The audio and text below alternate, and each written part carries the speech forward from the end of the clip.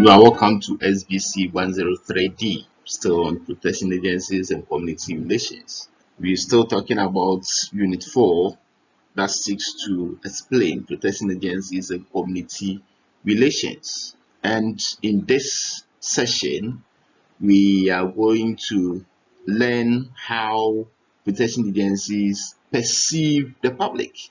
This perception is at the heart of the relationship between the protection agencies and the community in which they perform their function. Now, let's take time to go through such perception and its effects on the work of the protection agencies.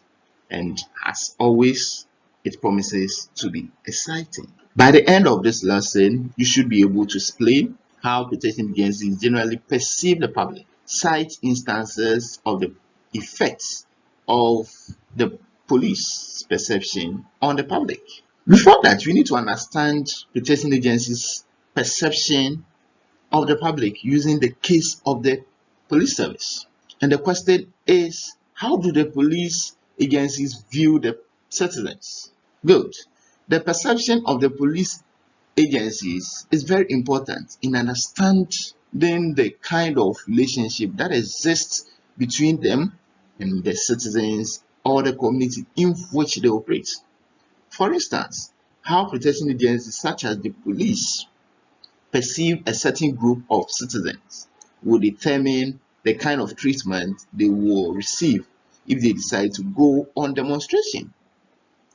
If they are perceived as law-abiding citizens and respectful towards the police hierarchy, they may not likely to suffer any punishment that comes as a result of the use of minimum force.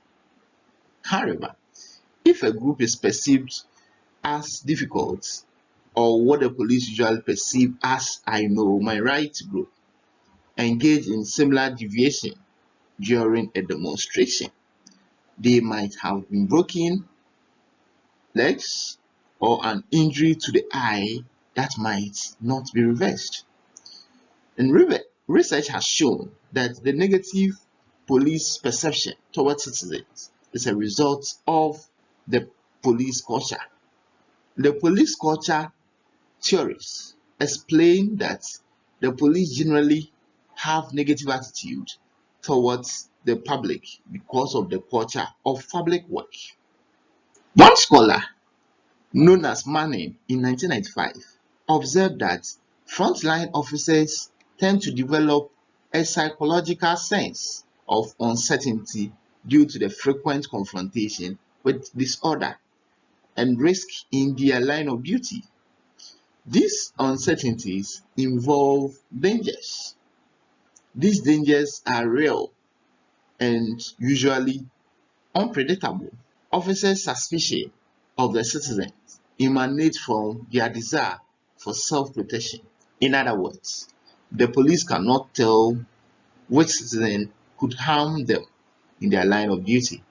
The other reason has been assigned for the police perception towards the citizenry, in that the police believe that they are pursuing a noble cause, making the community safe and ensuring that bad guys do not operate on the streets.